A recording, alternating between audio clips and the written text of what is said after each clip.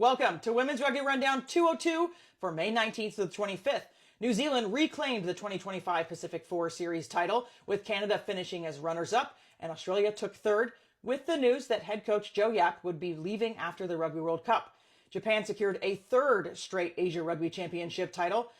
A 2025 RAN Interregionals kicked off with Mexico defeating Jamaica. The United States, in a major step forward, announced that their Eagles will now be professional as they build toward the 2025 Rugby World Cup. In South America, Argentina claimed the SAR Sevens crown. However, the fallout from the HSBC Sevens remake continues. Ireland confirmed early in the week that it would maintain its women's program, but would cut its men's program. Then days later, Great Britain announced the end of their full-time sevens for both men and women. We'll close out the week by rounding up all of our premier and club news. I'm Wendy, here to bring you the latest in women's rugby news. This is your Women's Rugby Rundown, and we're about to kick off. Let's take a look at Sevens news first. The RFU issued this statement early in the week. I'll move over so you can pause and read if you'd like. But essentially they say they're going to cut their men's sevens program. It's a move that's been widely criticized, and Terry Kennedy, in fact, called the decision nothing short of a disgrace, slamming it as short-sighted and disrespectful to players, funders, and the sport's Olympic potential. It goes farther. Former high-performance director David Nisufara blasted the decision also as short-sighted, gut-wrenching, calling for sevens to be taken out of World Rugby's control. They have indicated that the women's sevens program will remain operational as it's a key part of the pathway for the women's 15s. Will they cut it next year after the World Cup is over? A few days later, we received this Great Britain statement. Move over again. You can pause and read. But they announced that they're going to end both programs. They're temporarily shifting their programs to part-time, and then they will reassess, is essentially what this says. So it looks like the dominoes are starting to fall, and who's next? Argentina went unbeaten to win the women's title at the 2025 SAR Sevens in Lima, with Colombia finishing second. Both teams will qualify for the 2026 World Rugby HSBC Sevens Series in Division 3.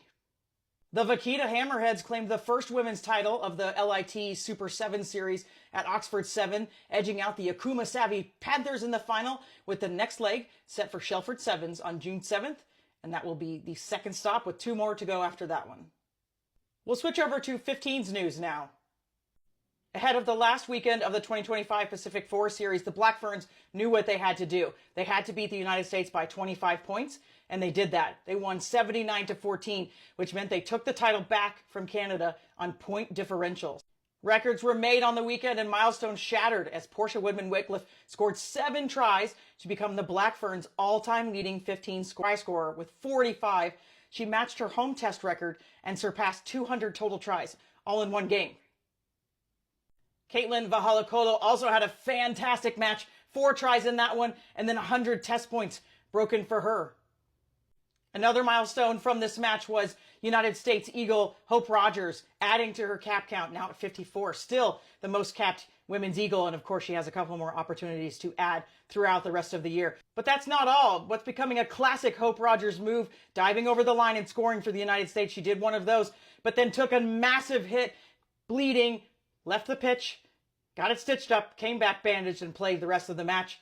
And this is normal for rugby players, but it doesn't seem to be normal for the rest of the world as the internet is freaking out over it. Canada dominated the Wallaroos 45-7 in their final Pac-4 match, keeping them in second in the World Rugby rankings and sending a strong signal ahead of the 2025 Rugby World Cup. Wallaroos head coach Jo Yapp will step down after the 2025 Rugby World Cup to return to England for family reasons.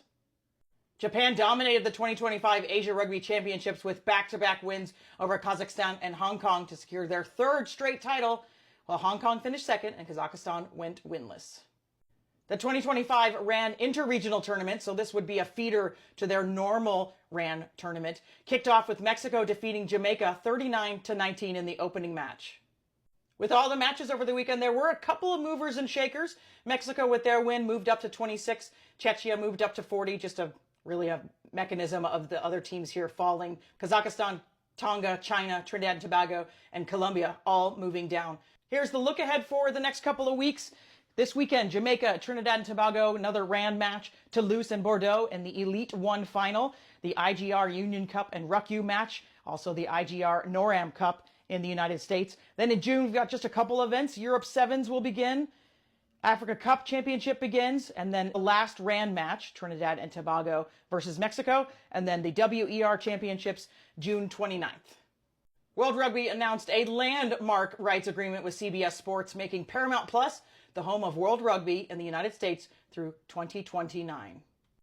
Alongside that fantastic deal with CBS Sports and Paramount, the United States have turned pro for the first time in their run-up to the 2025 Rugby World Cup.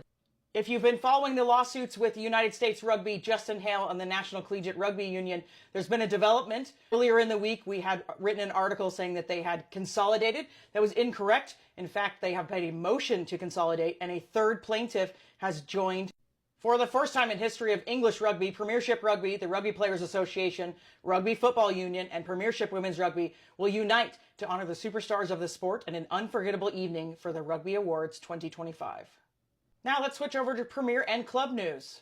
The Elite One semifinals are in the books, and we now know who will be in the championship on May 31st.